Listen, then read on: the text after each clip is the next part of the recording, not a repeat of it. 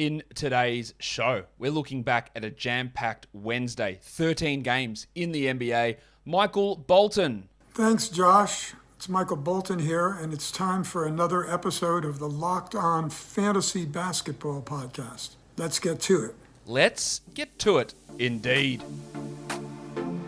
You are Locked On Fantasy Basketball, your daily fantasy basketball podcast, part of the Locked On Podcast Network.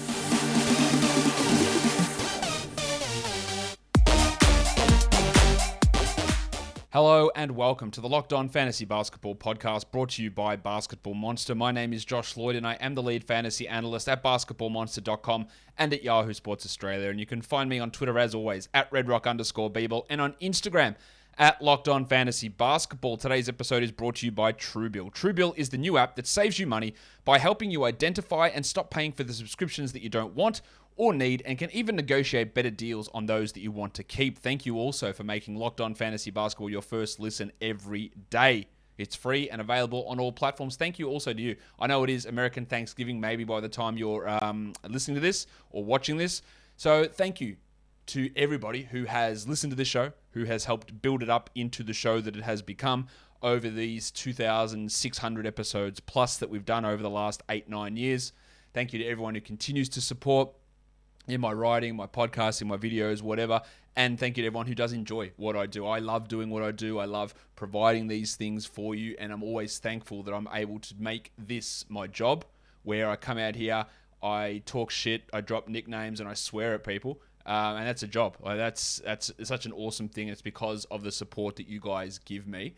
And really, really appreciate that. So if you do enjoy the show, if you want to do something, why don't you just give it a thumbs up or leave a comment on the video below or share it or do something.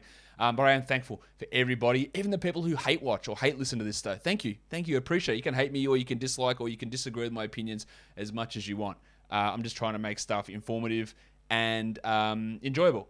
And I think in general, we get that right, or I get that right. I hope I get it right. Anyway, all right. Enough wanky bullshit. Let's go on and talk news across the NBA. PJ Dozier, unfortunately, has a torn ACL. That's going to keep him out for the season. We don't have any news on whether we're going to have Maga Porter Jr. out for the season, but it's not trending in the right direction, unfortunately. So just another rotation player the Nuggets are losing. Now, with him out, you'd assume that it's just going to be Austin Rivers and Facu Campazzo and the big stiffy Bones Highland. Now, one of those three had been out of the rotation all season. Initially, it was Highland, then it was Rivers, and then it became Campazzo. But they're all going to play now. Rivers can play up at the 3. You're going to have Bones playing at the 1 or the 2 and Facu at the 1 or the 2. Of course, I don't think neither of them or any of them are going to push to 30 minutes a night or 27 minutes a night. They'll probably be like 26 for Rivers or 23 for Facu or 21 for Bones. And I'm not sure it makes any of them rosterable guys in 12-team leagues. Maybe the big stiffy's the only guy who could really push into that. Maybe Facu, and Rivers pushes into deeper league consideration because I think Rivers will end up with the most minutes because of the way that he competes defensively. And we all know that the old Dr. Michael Malone loves that. But if Porter is out for the season, then things change up even more because you're becoming really, really desperate for rotation players there in that in the bench unit with Jeff Green having to move into a starting unit. Really, really troublesome stuff for the Nuggets. Joel Embiid is likely to return on Saturday. That's something we've been talking about pretty much all week. That's the expectation. It could come Monday, but Saturday is the likely return date for Embiid. Looks like Cole Anthony is going to miss a few more games. He missed Wednesday's game. He looks like he might miss a few more with that ankle injury. Obviously opening up some extra minutes there for Roderick Hampton, for Jalen Suggs, and for Gary Harris. And it also looks like that Shai Gilgeous-Alexander might be out for the next 2 games after Wednesday. Dagnott said maybe he returns Friday, maybe he returns on Monday, but it could mean that he's back on Wednesday. So just keep an eye on that. That boosts, obviously, Josh Giddey and Jeremiah Robinson-Earl. It was Aaron Wiggins who got a start today. We'll talk more about that Thunder game later on in the show. But some injury news to talk about there. Let's look at these games because there's 13 of them. We're not going to muck around with Watford. We're not going to request elaboration on anything today. We are going to go straight into these games. And the first one was the Phoenix Suns getting the job done over the Cleveland Cavaliers on the road. Good win. 120-115. Cleveland continues to remain, I don't know what the right word is, like feisty despite injuries and the loss of Evan Mobley, but the Suns pull away with some interesting calls towards the end. Devin Booker, 39 minutes, 35 points, 67% shooting. His efficiency had been down, so it's good to see him have a huge volume game like this one. While Chris Paul, the big steals have sort of dried up, but 17 points with 12 assists gets it done. DeAndre Ayton had some foul trouble. He also did have a quick trip to the locker room, so that enabled JaVale McGee to play 20 minutes. Now look at this and say 13 and 12 for JaVale is excellent, and it absolutely is. I'm not adding JaVale McGee in 12-team leagues. He can be a streamer on certain days, on low-volume days when you're looking for some big man stats, and he is, in fact, a top 100 player over the last 2 weeks. Some of those games have been without Ayton, though, so just bear that in mind. And this is one of those games where you get that situation where he just boosted into extra minutes and had a really productive night, no doubt about that. Ayton had 16 and 9, while Bridges 11 and 6 with a block. He's still struggling. Mikal, I'm still holding him. In points leagues, you're in a 10-team points league, Mikal Bridges can go. He's not a good points league player. Honestly, in a 12-team points league, I'd consider him a droppable guy. 24 fantasy points here. Category leagues, I'm definitely holding him. Jay Crowder had another stinker, 7 points in 29 minutes. I just feel that for the Suns to go to the next level, I think he needs to be upgraded from. Sometimes may be good, sometimes may be shit. Cameron Johnson had 14 points with 3 threes as well. But yeah, I'm not sure what Crowder's actually doing to positively benefit this team on most nights. For the Cavs, the Discman, C.D. Osman, he returned. 28 minutes, 23 points, 5 threes, 60% shooting. He's obviously red hot, but there's a gigantic hole, a gaping hole, some may say, Giggity. in the rotation with Colin Sexton not there. And Osman filled it today. It wasn't the stupidity of Dean Wade, even though they kept starting Dean Wade. Dean Wade put up a 16 trillion. Shout out to Tony Snell. Osman's the guy there. Is he a 12-team league guy? Maybe. He's at least a streamer. I don't mind him. 14 teams? Yeah, grab him. And let's see what happens. But he's the option there, not Dean Wade, who I think as soon as Mobley's back, he's out of the rotation. I'm absolutely not shocked at all that Isaac Okoro dropped a turd. 5 points in 34 minutes. The 4 assists are nice, but he is not a 12-team league guy. We saw him on the waiver wire show earlier today. The people were adding him. I was not behind that. I guess I'm on the right side of that so far. I just don't think that there's enough offensive value in his game, and he doesn't get enough defensive stats usually. He's a deep league guy, like a 16 to 18 team league guy, not a 12-teamer. Kevin Love has nice 12-team streamability, 14 and 8, while Markkanen had 14 and 11.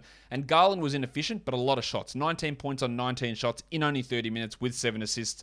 He's really establishing himself as this team's best player, while Jared Allen can't ignore 25 and 11 on unbelievable 90% shooting. But remember, with all the big men and the forward-type guys, Osman, Allen, Love, Markkanen, Mobley's out. Mobley's going to come back, play 35, 36 minutes, and take a lot of shots as well. And be impacting those players. So just be aware of that when you're trying to value these guys moving forward based on production like we had in today's game. Do you know that companies, they have these recurring payment type things? It's just a scam to get you money or to get your money. Don't let those greedy corporations pocket your money. Download TrueBill and take control of your subscriptions. TrueBill is the new app that helps you identify and stop paying for subscriptions you don't need, want, or simply forgot about. On average, people save up to $720 a year with TrueBill, and because companies make it hard to cancel, TrueBill's here to make it easy. Just link your accounts and TrueBill will cancel your unwanted subscriptions in one tap. And your TrueBill concierge is there when you need them to cancel unwanted subscriptions, so you don't have to. TrueBill has over 2 million users and helped them save over $100 million. Don't fall for subscription scams. Start canceling today at truebill.com/lockedonnba. Go right now, truebill.com/lockedonnba. It could save you thousands a year. Truebill.com/lockedonnba. You're there. You're on your way to Thanksgiving. Have you packed your Built Bars for dessert? You know it's going to be a hit. You know everyone's going to be talking about it, at least in one way or another. When you whip out your box and show them all your bar and go, look at this, guys. 100% real chocolate on these Built Bars. Forget about your pie, Aunt Betty. We've had that for years. And look how fat I am as a result. I've got the solution for you. Built Bar, 130 calories per bar, low carbs, low fat, low sugar, but high in protein. And that is, yes, 100% real chocolate. So, Betty, put your pie away. Go feed it to someone else who doesn't care about their health. But us here in this family, we're a Built Bar family. So we're bringing these boxes out, whether it's coconut flavor or raspberry flavor or vanilla cream flavor. Here we go. Built Bar is there for us this Thanksgiving and all the time when we want to celebrate with a healthy dessert. So go to Built.com and use the promo code LOCKED15 and save yourself 15% off all of the delicious flavors. Stay tuned for some Black Friday deals as well. LOCKED15 is the code. Built.com is the website. Built Bar is the best tasting protein bar ever. Second game, the Charlotte Hornets and the Orlando Magic. The Hornets win it 106-99 in Orlando. Terry Rozier, 58 fantasy points. 2 big games in a row from Tez. 36 here, 5 assists, 6 steals, holy shit, and a block on 50% shooting. Now, his three-point shooting is still really bad. 27% here. He had 73% of his twos. His 2-point percentage, which was really high last year, is actually the same. It may even be higher this year than it was last year after a rough start. Getting back into a groove. Well, Cody Martin played 28 minutes, and there's always going to be some minutes for Martin because someone will underperform. Today, it was Gordon Hayward. 25 minutes for Hayward, 1 point. That's a stinker. Martin stepped up with 8 points, 6 assists, 2 steals, and 2 blocks. He's an elite 12-team streamer. I wouldn't have him as a must-roster 12-team league guy because there's too much fluctuation in his production. But when you need steals or you just need to throw someone in on a low-volume day, there you go. Cody Martin's the guy. Miles Bridges' efficiency still continues to be an absolute disgusting situation. 31%. That makes him a huge buy low. 11, 9, and 6, 1 steal, 3 blocks. Like 9, 6, 1, 3 at the back end of that box score. It's pretty delicious. Much like a Built Bar. But 11 points on 16 shots is not delicious. Much like Aunt Betty's coconut cream pie. That can improve a significant amount. Built Bar gets the free ad plug in there as well. Buy low. LaMelo Ball, 26 minutes. Now, why? Had some foul trouble. He also was benched for a stretch as well. So just don't overreact. He still had 22, 4, and 4. So when it's a shit night and he still does that, I think you're feeling pretty okay. Oubre got hot, 34 minutes for 21 points, but still 41%. But he benefited from Hayward sucking. Oubre is not more than a 12-team streamer. He's a 14-team league guy. While PJ Washington Jr. returned, he played 6 minutes and had 1 rebound. I do not believe that PJ is a 12-team league player. He might get there, but prove it to me first, mate. Like, I've got to see 25 minutes before I'm actually buying into that. Because your upside's not that high, where I'm just going to take it and ride out bullshit, which has been bullshit before the injury and now pre-injury or post-injury as well. For the Magic, Wendell Carter Jr. and Mo Bamba played well. 14 and 11 for Carter with 2 steals and a huge dunk over a player that I just cannot remember off the top of my head at all. Oh, Cody Martin it was. Mo Bamba, 18 and 12 with 4 threes. He'd been down a little bit, Bamba, so good production there. Well, speaking of being down a little, Franz Wagner. He had been, he'd been stinking. There's no doubt that Franz Wagner had been poor the last 2 games. He is, I don't know if he's back, but this was a solid performance from him here. Franz Wagner, 16, 7, and 4 with 2 threes. I don't think that his upside is high enough that you have to necessarily hold through everything that happens. Like when he on a day like this, like that's great. You can add him and you can go through and deal with that and stream him in. But is the upside actually high enough? I'm not convinced it is. I think if I'm in a 10-team league, that he is a drop. I think in a 10-team, I wouldn't, even despite this performance, I wouldn't bother. Roderick Hampton Jr., with Gary Harris back, they limited him to just 22 minutes, which is frustrating. He went scoreless on 0 of 7 shooting with 6 assists. I just want them to give him more minutes, and it's frustrating that they didn't. So if you did add him in 12-team leagues, see you later. In a 16, I would hold, and maybe in a 14 as well. Well, Jalen Suggs, I said I'm going to give him up until Thanksgiving or end of November. 17, 4, and 6, a steal and a block. It's unfortunately enough. I think I have to keep holding. Like, that's fine. There is no Cole Anthony. But that's okay. Like, that line is all right. And I know that is damning with the faintest of praise, saying that it's all right. But I think it's all right. I guess it depends on who I'm adding off the wire. If there's someone that's consistently better than him, then yeah, sure. If I'm adding him for Kelly Oubre, no chance. If I'm adding him for Cody Martin, like, get out of here. If I'm adding him for PJ Washington, or if I'm dropping him for PJ Washington, like, no. I wouldn't do that. Because I think the upside of Suggs is still there. This is just enough to prolong the agony, which might be unfortunate. Mo Wagner.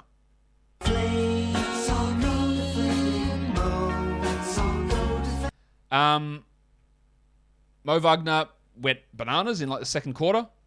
Ended with 13 points in 12 minutes, but he's just not going to get enough playing time to make himself a regular enough fantasy contributor. The next game went to overtime. The Pacers were up big in this one, and then the Lakers came back. It was tied on a ridiculous Chris Duarte shot at the end of regulation, and then the Lakers pulled away in overtime, 124-116. LeBron was back. Fucking goat outside. It's just a goat. No, it's a fucking goat. 43 minutes. First game back from suspension. He played a ton of center, as well. 39, 5 and 6, 2 blocks and 5 threes. Just a really, really good game. 61 fantasy points from LeBron as well with Anthony Davis out. They started DeAndre Jordan. You're going to be shocked. He was shocking again. 4 points in 21 minutes while Dwight played only 14 minutes, and that's why they played LeBron at center so much. Westbrook hasn't quite figured out how to 100% coexist with LeBron. With Davis, fine. With LeBron, not quite. 27 and 5. A block, 33% shooting, but encouragingly, another good free throw night, 82% from the line. It is trending in the right direction. I think Talen Horton-Tucker can meet Jack Armstrong. Get that garbage out of here! If he hadn't already. 8 points in 29 minutes with 2 steals on 30% shooting. Just not enough upside or not enough value for him for me to just keep holding and keep persisting. Duke, Wayne Ellington, 14 points in 30 minutes, while Malik Monk had 17 and 8 in 34 minutes. But again, so many guys out, it's really hard for me to trust those guys to have any real value whatsoever. Oh, by the way, Avery Bradley, after exploding for like 12 points or whatever last game, went scoreless in 25 minutes. I know people love Avery Bradley. He's up there with one of the biggest frauds in the NBA, and that is not a personal attack on Avery Bradley, and it sounds like it. But people would still believe that he's good, and he just isn't. And I don't know why they keep believing that he's good. It's because one time, 5 years ago, the players said that he was one of the best defenders in the NBA. And he just isn't. Like, he isn't good anymore, offensively or defensively, but he still keeps getting minutes and roles, and he just really shouldn't be. Carmelo Anthony, we knew this was coming. Defensive stats disappeared. Efficiency in the dunny. You can put him in the dunny as well. He can get dropped in 12-team leagues. There's no need to be holding Melo, who is now the 187th ranked player over the last 2 weeks. Feeling pretty good about that. What are the odds that Carmelo Anthony finishes in the top 75? I think I said 0% on that one. So, I reckon that's going to come out okay. On to the Pacers. Sabonis, still low usage, which is frustrating for the big fella. 14% usage, but 14, 12, and 6 on good efficiency is solid. While Brogdon played 46 minutes. Oh my God, RIP his hamstrings. 28 and 7 with 5 threes, a steal, and a block. He's just taking so many shots with Rick Carlisle's offense. It's helping him, but it does worry me about longevity in terms of injuries this year. Karis LeVert's back. Kids, cover him. I think it's fucked. I just think it's fucked. Not long-term ruining his career, but he had a stress fracture in his back. He came back. He's had to miss time again and appeared on injury reports as questionable again. And he just looks like shit. Like, he's not as good as some people try to hype him up to be. And I've been a big Karis LeVert fan in the past. But there were people hyping him up as a top 50 player this year. I couldn't get behind that. I think we even debated on the ADP battle shows we did this year. I couldn't get behind that, but I couldn't have predicted he'd be this bad. He's just shocking. And is he a droppable player? I'd be pretty hesitant to do it, but man, if I'm in a 10-team category league, I think I'd do it. He's just shocking. Like, and it's not necessarily all his fault. The dude's had so many issues, and now a fractured back. Like, I just think he's gone for this year. McConnell had 8 assists. That's where his value lies. If you want assists, he has value. If not, I wouldn't bother. Chris Duarte, 30 minutes, which is encouraging. 17 points, but not much else. Inefficient shooting. Took overtime to get there. I think we leave him for the D performance. Also, Miles Turner dropped in 12 and 6 with 2 blocks in 36 minutes. His production has been an absolute roller coaster this season, just completely up and down from game to game. The Brooklyn Nets, they comfortably handle the Celtics in the end, 123-104. They were up huge. The Celtics went on like a 17-0 run, and then the Nets pulled away in the end. Jimmy Harden had 20 points, 7 rebounds, and 11 assists, but unfortunately shot just 31%, while Patrick Mills, another 7 triples for Millsy in 33 minutes, 23 points. Now, I would not be surprised, maybe I would, but I wouldn't be totally surprised if Millsy remained in the starting lineup even when Joe Harris is back. I got no inside word on that at all. Just wouldn't be surprised. It just feels like it's heading in that direction. Just keep an eye on that. That means you add Mills and let's hold and see where it goes. Durant had 21. Well, LaMarcus Aldridge called this one as well. Starting center, 29 minutes, 17 and 9, a steal and a block. Absolute must roster player. Top 100 guy, I would guess, for the rest of the season. He was a guy that I did talk about in draft season as being a late round pick to see where it goes. And then he looked like he was walking in plaster in the opening night game, and since then he's been excellent. Really good stuff. Cam Thomas got really hot early on, ended only with 13 points in 25 minutes, but we do have to remember that both Harris and Bruce Brown are out of this game, and Nick Claxton, and of course Kyrie Irving. So this was good from Thomas, but is there a path for more than 25 a night? I would say almost certainly not. Not any time in the future anyway. Look, he could easily take the minutes away from Javon Carter, easily. But that's really just deeper league stuff. Interestingly, Blake Griffin went from starting to out of the rotation entirely. I'm sure he'll play some minutes, but this dude has looked really bad this year, and it's not the incorrect decision. And then the thing is, Claxton's going to come back, and I think Claxton deserves to play over Griffin as well. On to the Celtics. Marcus Smart, man. 20 points, 8 assists, 2 steals, 1 block, a wild sequence where he got like 3 fouls in about 20 seconds, it felt like. But a good game from Smart, no doubt. Top 50 player over the last 2 weeks, 44 fantasy points here as well. Big numbers from him that he's going to drop off. We know he ebbs and flows. 7 minutes for Enes Kanter, 7 and 5 with 2 blocks. One of the best per 36 fantasy nights you will ever see, but that's because Rob Williams was out. Well, Dennis Schroeder, the sell high window is still slightly ajar. Not that 10 points on 10 shots is good, but 36 minutes is, and he had 6 assists. And I think Jaylen Brown's going to be on a bit of a minutes limit for the next week or so, 24 minutes for Brown. And remember that Joshie Richardson was also out here helping Schroeder boost up his playing time. So you might still be able to get something back. Tatum went back to shithouse Tatum, 15 points on 25%, but don't panic. While Al Horford is settling back into what he needs to be, I think.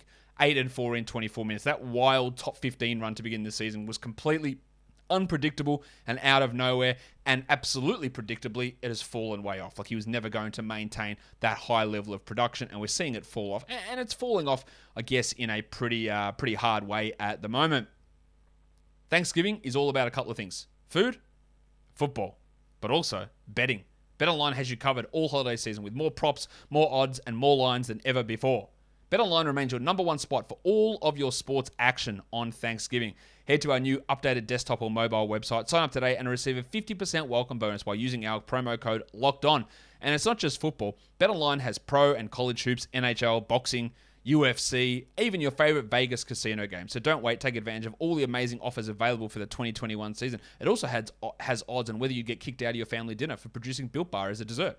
Not sure what the odds are, but maybe you can bet on it. BetOnline is the fastest and easiest way to bet on all of your favorite sports. BetOnline, we're stuffed with deals this Thanksgiving. That's always going to make me laugh. The next game we look at, I pushed the wrong button. That's disappointing. Let's hit the right one. I go so much work of creating these ones. Let's do it again. There we go. Bang. The Raptors and the Grizzlies. The Raptors get the win in Memphis on the road, 126-113. They started the big sneeze, Precious Achiuwa. He was great. No denying that. 17 points in 28 minutes, 3 threes. He did it on 64% shooting. He was a perfect 3 of 3 from 3. So if you want to go Precious Achiuwa, go ahead and make that mistake. He won't be this level of shooter. He won't be this productive. Yeah, there's some, maybe you can give credence to the fact that he was back in his old college hometown. I think that stuff tends to be bullshit. I would more focus on the fact that both OG Anunoby and the big tree Kem Birch are out, enabling Achiuwa to get these minutes. So don't look at this and go, he's figured it out. Maybe he has. Almost definitely he hasn't. And this is just deeper league stuff. Keep on punching. Scotty Barnes had 17 points in 39 minutes, 9 rebounds with 3 assists for Scotland. 57% shooting. He hit a half-court 3. But still, I don't know what to... He was like hovering with top 50 at one stage. He's 138th over the last 2 weeks. He's still providing good enough value. And I'm not saying that he should be a drop, because he shouldn't be. But he's still just it's okay. I don't know how best to phrase it. It's just okay. Siakam was worse than okay. He wasn't good here. 17 points, 12 shots, 7 rebounds. Still a real buy low opportunity. Well, it was just awesome to see Yuta Watanabe play. I'll keep doing it because he's still rostered in far too many leagues. But what are you doing holding on to Chris Boucher? Get that garbage out of here! 5 points in 7 minutes. It's not going to happen, guys. It's like fetch. It's just stop trying to make it happen. No Anunoby, no Birch. He played 7 minutes. Watanabe played over him, and he was bad on court again. There are plenty of people who tweet me every day when someone talking about a coach. When Nurse is going to get fired, he's terrible. My guys, Boucher is not good. That is why Nurse doesn't play him. I have some issues with Nurse as a coach, but generally, I think he's a top 5 NBA coach. The minutes is one of my largest concerns. Playing Boucher is not close to it. Drop Chris Boucher, please. I don't even care who you add. Just drop him. Gary Trent was quiet and then dropped about, 18 points or something in the fourth quarter. Ended with 26 points. Now his elite, absolute bulk, high-volume steals have dried up. Only had 1 here. Somehow he got to the line 6 times, which is about a month's diet for him usually.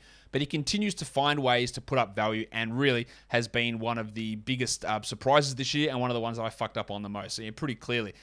He still might drop off, but so far he's been awesome, and I was wrong. Oh, cool. 23, 6, and 7 for VanVleet. 3 threes, 2 steals, 2 blocks. Wasn't wrong on him. He's a top 7 player over the last 2 weeks. 49 fantasy points here. Just an elite performance from him. On to the Grizzlies. Just staggeringly frustrating to see this Grizzlies team bring Dillon Brooks back. And again, kids, cover your ears. I'm pretty fired up. Why is this fuckhead having 39% usage? And I say fuckhead very loosely, because I'm sure he's a great bloke and he's a good team man, he's a good defender. But can we just get an offense that doesn't involve one of the most inefficient blokes on the team taking all of the shots? Where's the common sense in this shit? And is it Taylor Jenkins saying, Dillon, can you go out there and try and miss plenty of shots? No worries, coach. I got ya. Do you think Jenkins is saying that? Or is Brooks just taking dumb shots all the time? Jaren Jackson, 8 shots. 8. Dillon Brooks took 16 in 26 minutes. That's a 39% usage. Ja Morant had fewer shots. If Ja Morant had 38 usage, I might go, that's maybe a bit high for you, Ja. But Dillon Brooks, fuck, this guy annoys me so much. Not because of who he is as a player, although that frustrates me as well, but just find your role and excel at it. Stop trying to do all this shit that you can't actually do. In saying that, that's great for a points league. 27 points. You're not getting penalized for the bullshit misses. He didn't do too much else. 0 steals and 3 assists. And he probably should still be a 12-team league player in category leagues. But man, it is just annoying watching this bloke. Desmond Bane had 20 points in 34 minutes. With Melton out, he's got no real competition for minutes. I'm not really sure that this is going to keep up at this level. But will he be able to, do this? I don't know. He's fine to hold. I'm not convinced. Brandon Clark is trending up. Steven Adams is trending down. I'd add Clark in 14-team leagues. He had 16 and 8 in 26, while Adams played under 20. Steven Adams has been Jack Armstrong for a while, unfortunately. Get that garbage out of here! And Ja had 23, 6 and 9 with 3 steals. No threes for Ja, and a subpar night from the line, 7 of 10. He's still playing at a really, really high level, but occasionally see those nights where the threes don't hit or the free throws aren't there. But still, he's been really, really good this season. Let's go on to the next game. The Detroit Pistons were not able to hang with the Milwaukee Bucks, and they go down 114-93. Your mate Trey Lyles had a big game. Don't get sucked in, though. 23 minutes, 19 and 7. Stewart will be back next game, and Lyles will go back to being the worst NBA rotation player. Don't suck it in. While Jeremy Grant's low efficiency run continued, 13 points on 13 shots in 28 minutes, and Cade Cunningham, he's giving him a run for his money. 9 points on 30%. Now, Cade had 8 rebounds and 7 assists, but this shot distribution ship between Grant and Cade, it needs to flip. I don't know if Grant will ever realize it. I don't know if Casey will ever realize it. I don't know if Cade will ever realize it, but they're not really working together all that well, I don't think. But what did work to me was Saban Lee playing 29 minutes and Corey Joseph playing 7. Now, 7 minutes is not much as a starting point guard. He did come into this game with an ankle problem. They cleared him to play, then played him 7. But I've been calling for Saban Lee to get all of Corey Joseph's minutes all season. 12, 5, and 5 with 4 steals. Absolutely add Saban Lee in deep leagues. Now, this could just bite you in the ass, and he's going to be a DMP next game. That's a definite possibility. But this is how I saw this thing trending as the season moves on, and it happened here. Let's see what happens. Let's just see. Luka Garza had 6 points in 23 minutes, while Frank Jackson, man, if the shots don't go in, he's useless. 6 points, hurt his ankle, 23 minutes. A lot of people added him for today. I don't know why, because I don't know how they could have even used him. You don't need to add him outside of deeper leagues. While the depressed penis keeps making our fantasy team sad. I thought I was going to say something else. 13 and 7 in 33 minutes. He continues to struggle. I think he's a 10-team drop. I think he's a 12-team hold, but begrudgingly. I'm not all that keen on that. For the Bucks, Giannis Antetokounmpo. Giannis Antetokounmpo. 8 of 10 from the line, excellent. 71 from the field, brilliant. 33, 7 and 5, 2 steals, 2 blocks, we love it. We also love Punch Bob, just going bananas again. 86% from 3, 28 and 10, 6 of 7 from deep. This shooting is going to cool off. The minutes are going to cool off. It is one of the biggest sell highs out there. Find someone who treats Bobby Portis as if he will retain the starting job, and I'm not absolutely precluding that. I am precluding that he's an 87% three-point shooter. And he's shooting at such a high level that I think at some point, he's going to have a stretch at 30% shooting and it's going to look dreadful. And if you pair that with then 25 minutes, it looks even worse. Must roster, of course, but I would absolutely try to sell.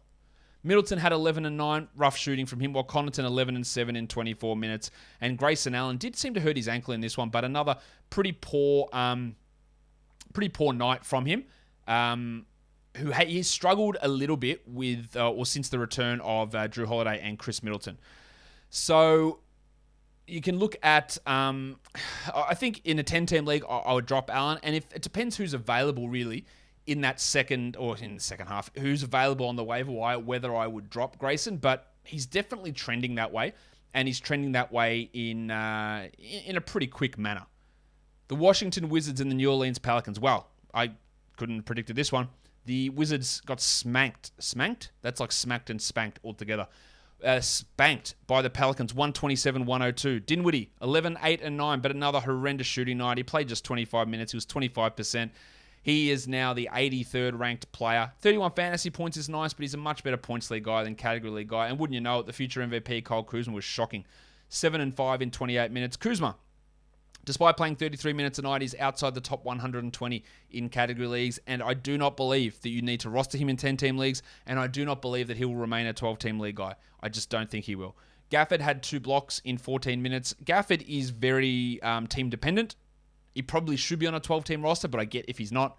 Beal did 23 points. English optional, apparently.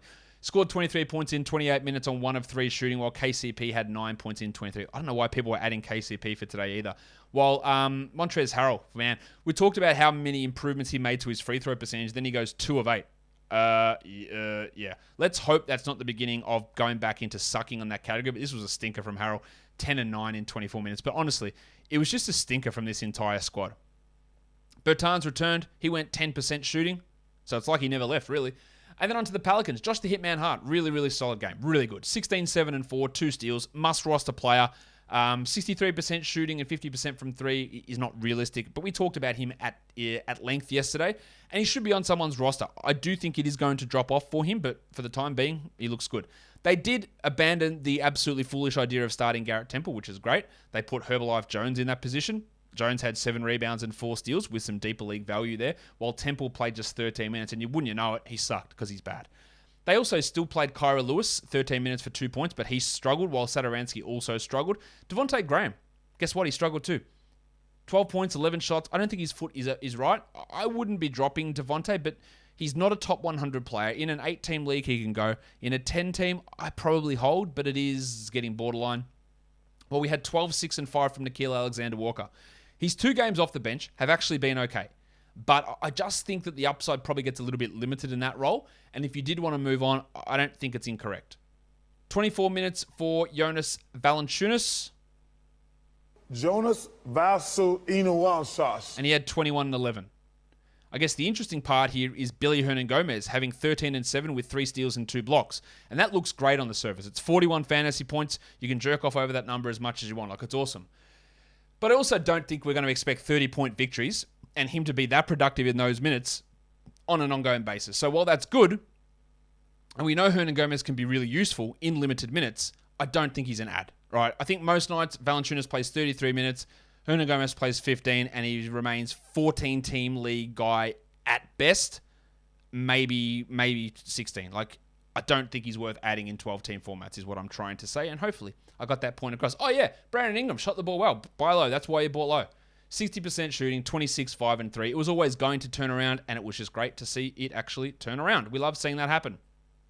The Jazz and the Thunder, the plucky Thunders, keeping it close. 110-104 Utah wins. Gobert has 15 and 17 in this one. Rudy Gobert.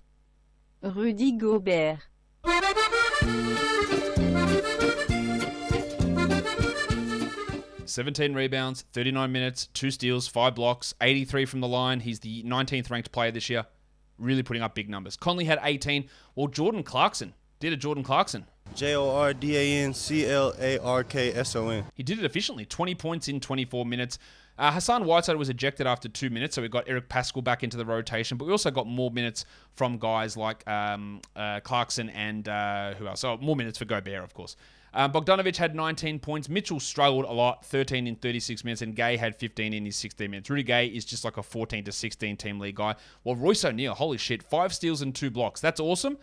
I still think he's only a stream option for 12s and not a guaranteed must-roster guy, because he's not going to be the guy that you're just always going to be relying upon to provide that level of defensive game. And then there's not much else there that backs it up on a regular basis. But if you want him in a 12-team league, it's not the wrong decision, I don't think. For the Thunder, no Shai Gilgeous-Alexander. So the big fella, Josh Giddey, 19, 7, and 8. He's rolling at the moment. He's hitting his shots. He's taking on big usage. He looks good, as is old Joe Rogan himself. I think Jeremiah Robinson-Earl is a guaranteed 14-team league ad. We talked about him on the waiver wire show. Shit, he was the thumbnail on the waiver wire show earlier today. I think you can just grab him in 12-team leagues and let's just see what happens. Like if I had Royce O'Neal, who 60% of all simulated outcomes for the rest of this season probably finishes up with a higher rank than Robinson-Earl, I just take Robinson-Earl because I just think there is a chance that he can push into the top 100. Royce don't think Royce can do that. So that's why I just take that flyer. And if I can find another Royce, I can make up those numbers if I want later on. But I'd rather take that flyer on Jeremiah. Lou Dort, inefficient, but high volume with Shai out, 27 points with 5 threes, and Baisley stunk. He had 3 blocks, Darius, but he's only a points league guy, and he's not much more. Well, Aaron Wiggins got a spot start.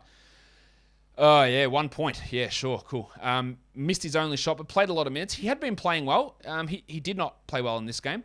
While Ty Jerome had 8 points, and Teo Maledon, the Salt Flake, back in the rotation, had 6 in his 13 minutes with Shai out. Let's go to the next game, the Chicago Bulls. What a shit the bed this is. Against the Rockets on the road. The Rockets have lost 15 in a row, and you lose 118-113, despite being up big at halftime. Lonzo, 19, 5 and 5, 2 steals, 2 blocks, 5 threes. Good, really good game. Good bounce back. While big Nikola Vucevic. It's big Vucevic. 14, 13 and 4, 26 minutes in his return from COVID. Now, they made a change to their starting lineup. I don't know why. 27 minutes for Javonte Green with 2 steals and a block. Okay, cool. I don't really know if that was necessary. Well, Alex Caruso moved to the bench. I thought Caruso in the starters looked good, but what do I know?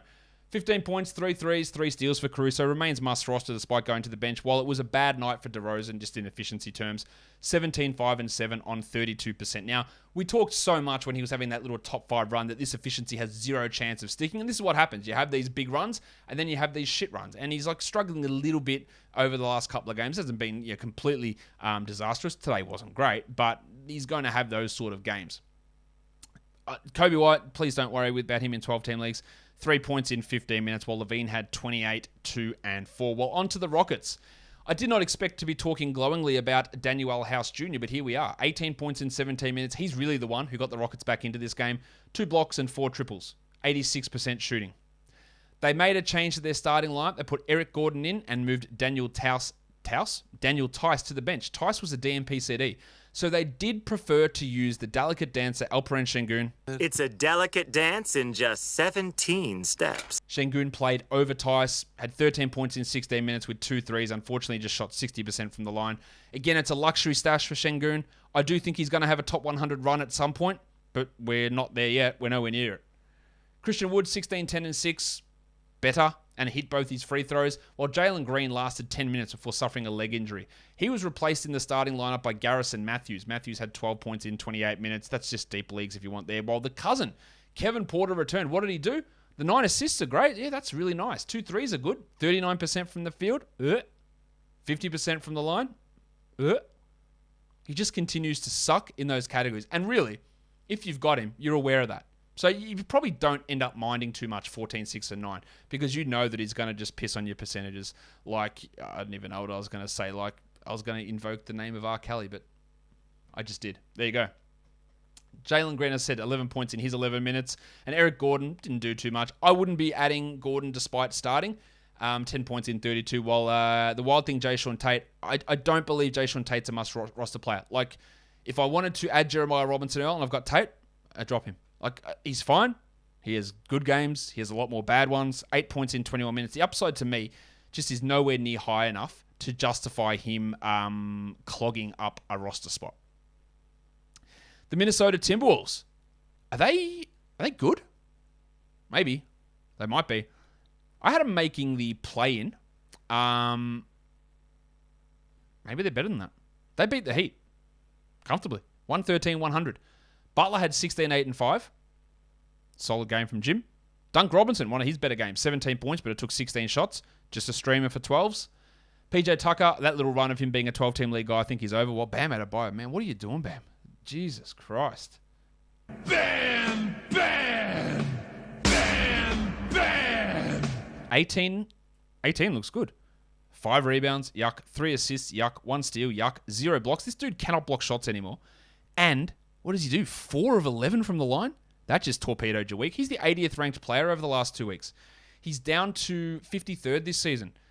I thought taking him at the top of the second round was pretty crazy this year, but I still looked at him as a back-end second round guy. I didn't expect this. I knew the assists would drop, right? I didn't predict they'd drop this much. I also didn't think he'd refuse to block shots and would lose all efficiency and then, have games like this. He's better than this, but this was bad. Tyler Hero. I think it was yesterday's show I said, Hero's putting up good numbers, but I don't expect the efficiency to continue. Did I jinx him? Maybe. 28% shooting, 16 and 7, while Lowry had 7, 6 and 5. So overall, just not a good game for a lot of these Heat guys. On to the Minnesota Timberwolves, though. Let's do it. 43 minutes for Anthony Edwards. Goose had 66 fantasy points, 33 and 14, 6 threes, 6 assists, 3 steals, and a block. We've been waiting for a big breakout game from him.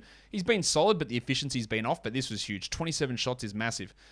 The bad news is Patrick Beverley had to leave after 5 minutes with a groin injury. I'd like to get some sort of diagnosis on that, but he does move to the chopping block. Because this is a guy who's had multiple lower body injuries, takes a while to heal from them, and he's not that good that you have to hold through all that bullshit. So it might become a drop. Towns had 11, 6, and 4. Not his best night. He did have early foul trouble. That limited his minutes. If Beverley is out, you got to look at Malik Beasley, I think, here. 38 minutes, 29 points, 5 threes. As a streamer, as a flyer, give it a try. Jared Vanderbilt, I think he's played his way into 12-team territory pretty clearly. 15 rebounds with 4 steals, while Russell had 20 points, 6 assists, 2 blocks, and 4 triples. Another good night from D'Angelo Russell. Jaden McDaniels is just really on the fringes of 12, probably even more of a 14-team league fringe player rather than a must roster even in those deep formats. The Atlanta Hawks and the San Antonio Spurs on the road. The Hawks have been terrible this year, but they were able to get some good numbers going there. 124-106 win over the Spurs. Young had 31, 7, and 11.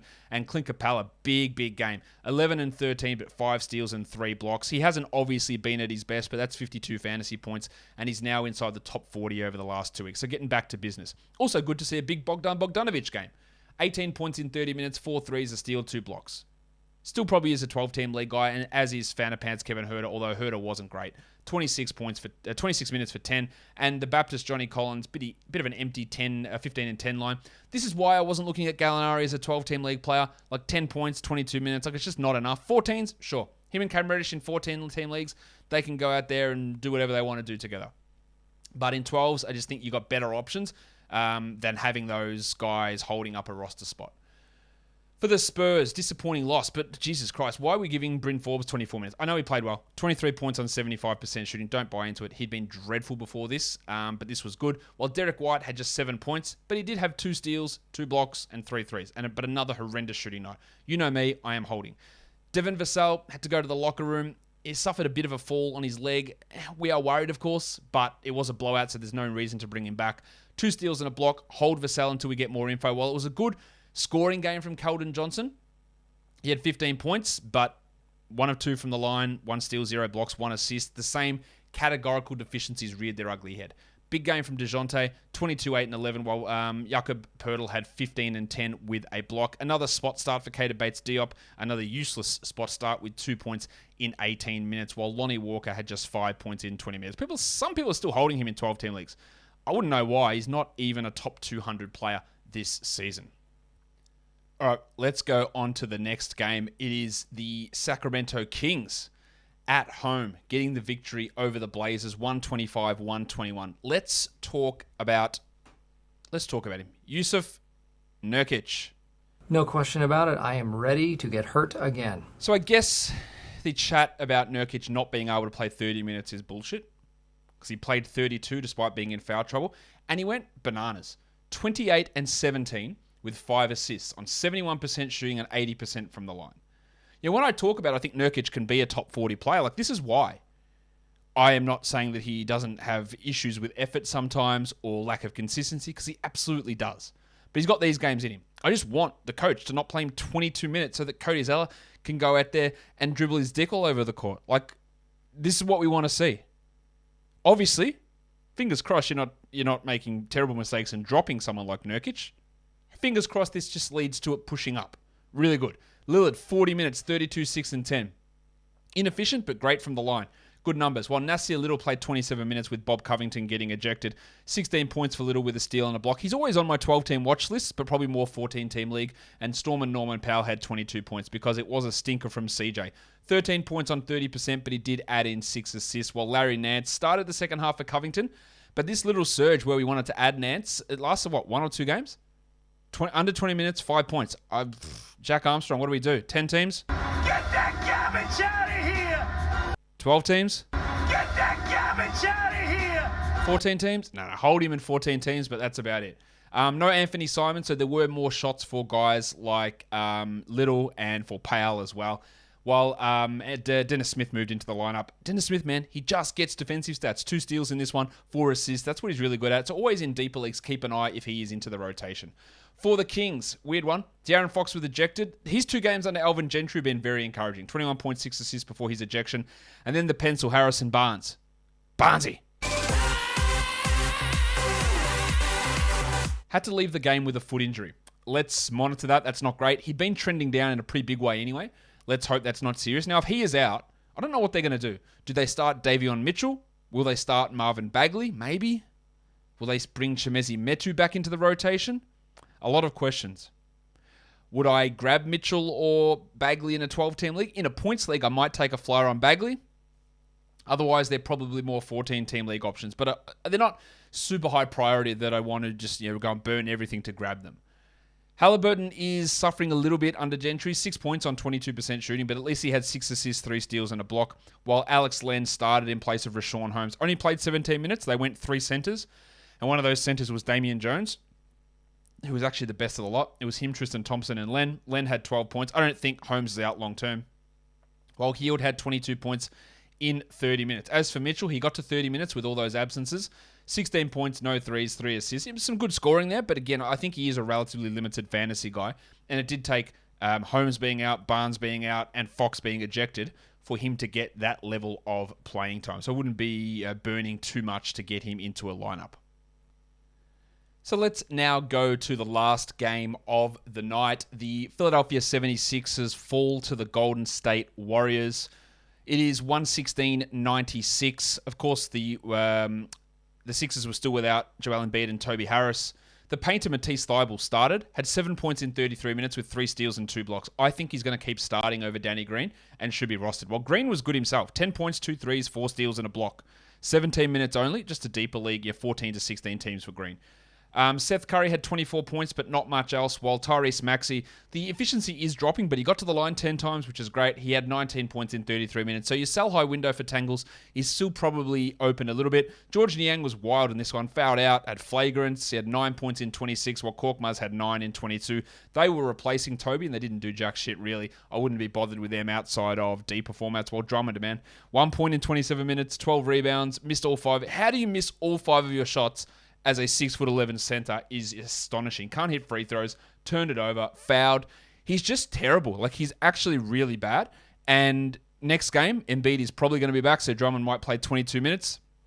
How much have you enjoyed the Andre Drummond experience as the 134th ranked player over the last 2 weeks without Embiid playing 27 a night? Like, I don't think that he is someone that I'm holding on to in a daily changes league. Even replacing Embiid, he hasn't even been a top 100 guy. And I know if you've got him, you're probably considering punting free throws. But I'd imagine that most people do have Drummond, their team isn't built around punting free throws because you got him as a stash, as a handcuff, as a waiver aid when Embiid went down. So that wasn't necessarily the way that your team was built. So maybe he is actually providing that shit level of production for your team. On the Warriors, Curry had 25, 4, and 10 in 35 minutes, while without Andre Iguodala, Juan Toscano Anderson had 13, 6, and 6, a steal, a block, 100% shooting. Great game. Nothing to really trust with it, but it was great. While Jordy Poole had 17 points on 39%. His last 2 games were really good. This one dropped off a bit, and Wiggins was atrocious from the line, just 4 of 7, but otherwise, not bad. 19 and 6. Pretty strong game from Wiggins. Pretty strong run from Wiggins, who is top 40 over the last 2 weeks. Gary Payton is still rostered in far too many 12-team leagues. 6 points in 18 minutes for him, while Damo Lee stunk it up. 5 points in 15 minutes. Fewer minutes than Toscano Anderson, Porter, and Payton. And to begin the year, he was getting like 22, 23 minutes and cutting into Poole's time. So he has really, really dropped off over this last period of time. Let's look at the top producers now in category leagues over today's action. In the top 10 is Anthony Edwards, Rudy Gobert, LeBron James, Giannis Antetokounmpo, Fred VanVleet, Jusuf Nurkic, Trae Young, Damian Lillard, Bobby Portis, and Lonzo Ball. For the guys rostered in under 50% of leagues, we've got Daniel House Jr., good game, but only deeper leagues. Toscano Anderson, very deep leagues. Cody Martin, nice 12-team streamer. Chetty Osman, maybe worth a 12-team ad. Bryn Forbes, forget that. Malik Beasley, maybe a 12-team ad with Beverly's injury. Malik Monk, not interested. Hernan Gomez, 14 to 16 teams.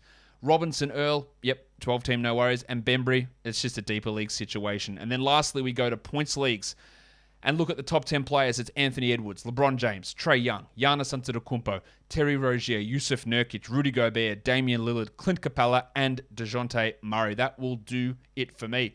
Last show before Thanksgiving. Again, have a happy Thanksgiving. And to show thanks, go and follow this podcast or subscribe on YouTube. Give it a thumbs up. Tell all your friends. Tell your family. Tell your grandma. Get her phone at Thanksgiving. Get all your relatives' phones and go subscribe on YouTube and subscribe on the podcast. Get a few extra downloads going. That'd be great. Guys, we are done here. Thank you so much for listening, everyone. See ya.